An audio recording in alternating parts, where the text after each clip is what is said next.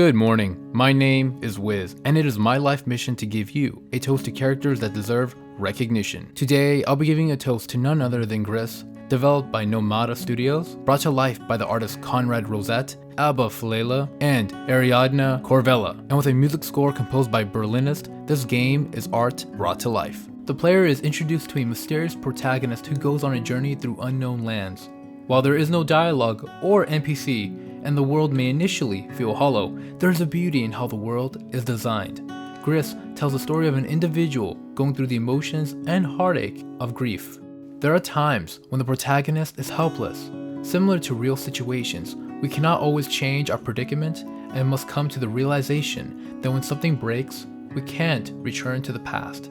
This is primarily seen through the game's setting, music, and atmosphere. Without further ado, grab your coffee and let's savor this game.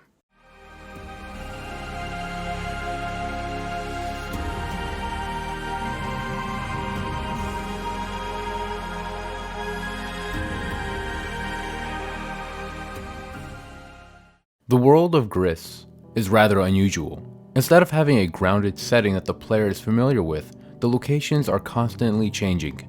From the deserts filled with ruby dust clouds, to the stairs leading to the stars, the world is vast and mysterious.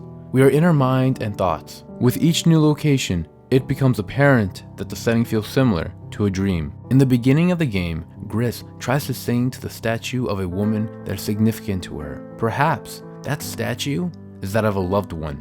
As she tries to sing, calling out to the statue, her voice fades away. Unable to sing and express her sorrow, her world slowly shatters.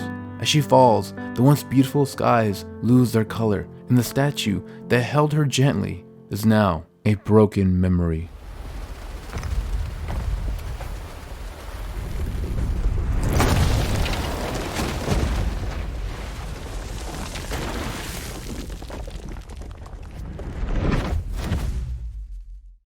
Throughout the protagonist's journey, we discover that the different locations share a quality that relates to our hero.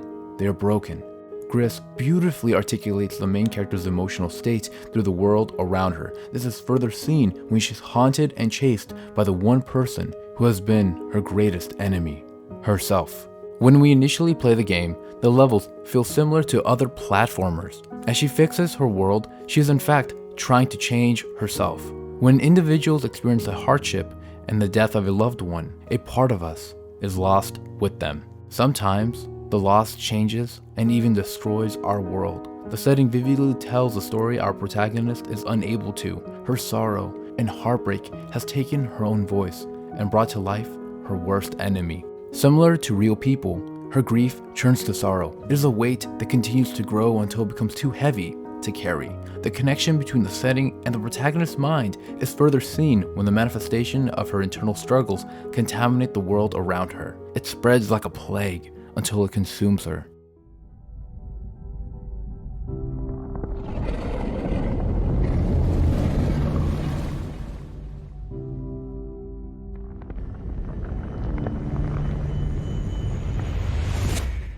Sometimes, we are unable to recover. It takes time, and that is perfectly normal. That's what makes her human. The steps to recovery are heavier than we can imagine. When we are lost in our own sorrow, we lose our way.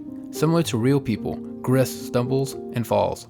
We see her try to stand and follow the small lights hidden throughout the world. With each new light, a new path appears. Her life is changing, and all she can do is try to find herself again. With each new step, she comes closer to facing her worst fear and the voice that she has desperately been trying to recover. The character's self-doubts and internal struggle is seen each time she repairs a part of herself. The statue that the protagonist is putting back together is clearly a loved one that she has lost. Perhaps it is the memory that she left our hero and the times they spent with one another. With each statue, color returns to her world. Perhaps these colors symbolize life and represent the progress that she has made. When the last statue is fixed and Gris finds her voice, we finally see her mourn. Gris vividly demonstrates that if we deny ourselves the time we need to grieve, then our sorrow will destroy us from within.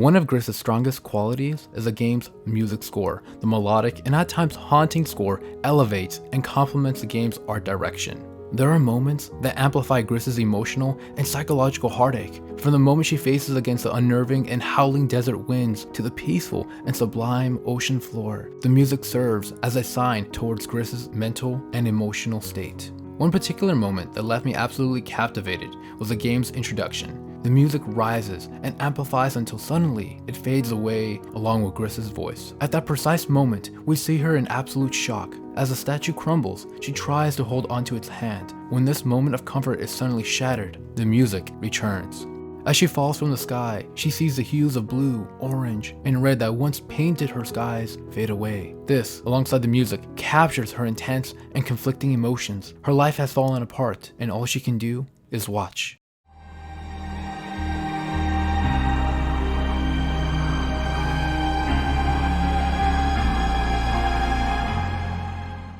Before we finish our coffee and begin our day, I would love to know what you loved most about Gris. How did you feel about the game's music score? And was there any moment that left you filled with emotions? Let me know in the comments down below. This is Wiz, and I'm all out of toast.